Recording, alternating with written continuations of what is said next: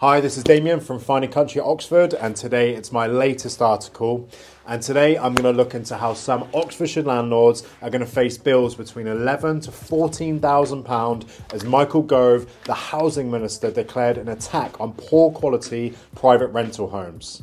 So the government announced in the Levelling Up white paper last week that they plan to introduce a new minimum standard for private rental properties.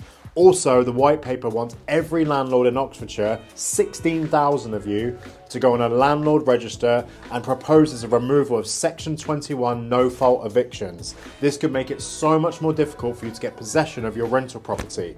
Are these proposed changes another nail in the buy-to-let coffin for landlords? And on the face of it, yes, it could be seen as another attack on the humble landlord, having to spend money on their properties and get tangled up with red tape on a register and then having a no-fault evictions removed. Yet, as always, the devil is in the detail. The Levelling Up bill is a white paper. White papers are policy documents created by the existing government that set out their future proposals for legislation.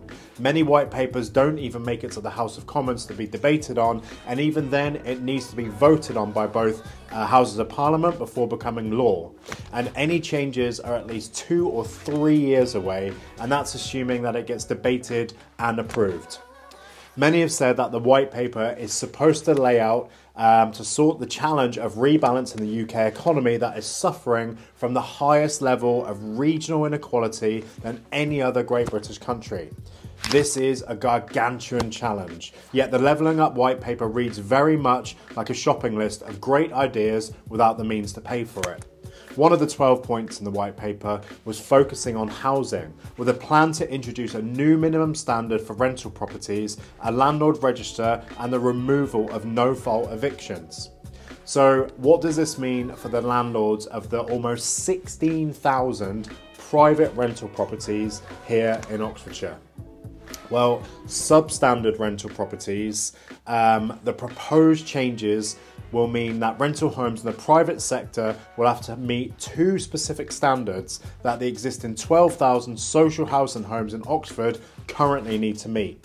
The first being the Decent Home Standard, or the DHS, and the second, the Housing Health and Safety Rating System. And looking at the data from the government, there are 3,723 private rental properties in Oxfordshire that are considered substandard under these 2 measures, and each would be a cost between 11 and 14,000. The estimated total cost to improve the 3,700 properties that are considered substandard could be as high as 52 grand. All of that would have to come out of the pockets of the actual landlords themselves. Yet both systems of standards, the DHS and HHSRS, have been slated by many, even the government itself. The DHS criteria for the standard are as follows. So number 1, it's got to meet the current statutory minimum standard for housing. It must be in a reasonable state of repair. It must have reasonably modern facilities and services, and it must provide a reasonable degree of thermal comfort. So you've got to notice how the word reasonable is used in 3 of the 4 of these points. Reasonable is an arbitrary and very much subjective point of view. It screams loopholes, and to me it screams get out clauses. And looking at the HHSRS, the government announced just before the pandemic in June 2019 that it would be revamped after it was found too complicated and efficient to use.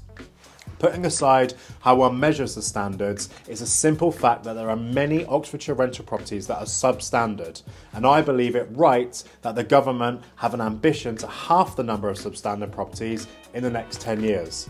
In 2006, 46% of private rented homes in the UK were classed as substandard, and that's been reduced without any legislation to 23%.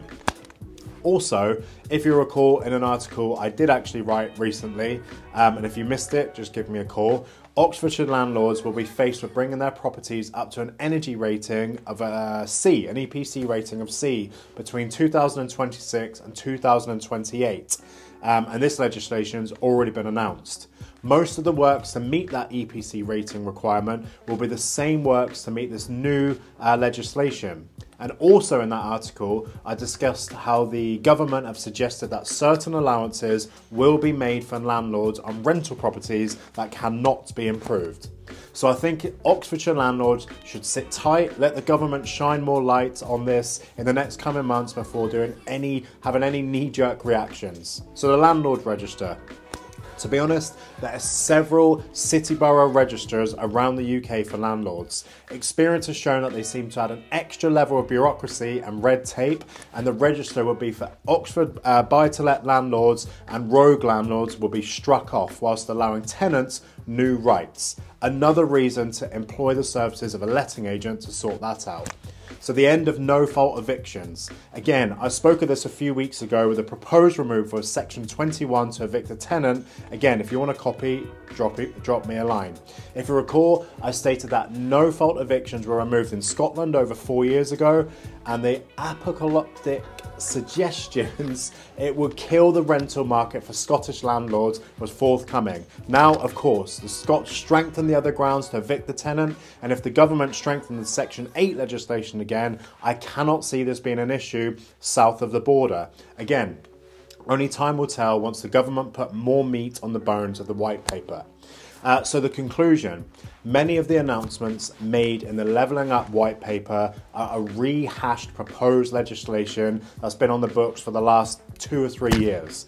This white paper is not another nail in the coffin of buy-to-let in Oxfordshire, yet many commentators have cautioned that more landlords with substandard homes will sell up because of the proposed changes, warning the sell-up would add to the private rental sector's shortage of homes, which of course it pushes up rents. If that was true, that would increase rental returns on Oxfordshire buy-to-let and attract more Oxfordshire landlords into the sector. But if you don't agree other Oxfordshire landlords will buy these rental properties that other landlords are selling, then who will buy the Oxfordshire properties from them? It will be Oxford renters, who are now able to because the price has come down, meaning that equilibrium should return to the market. This is all theoretical, and there are shortages, gluts in specific locations. But let us not forget, for the 12 or 18 months ago, that rents were dropped by double-digit percentage points in the space of a couple of months in the big cities.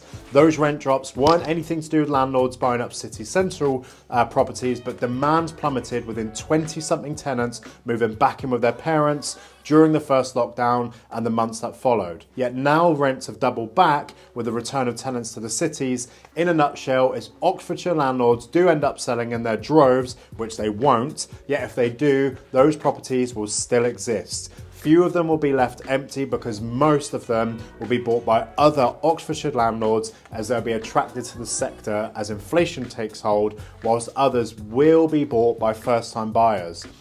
Basically, what goes around comes around. So let's see what happens in the next couple of months. In the meantime, if you're an Oxfordshire landlord and you want to discuss anything in this article, please send me an email, drop me a message. I'm always happy to help. Thank you very much. Damien Mary.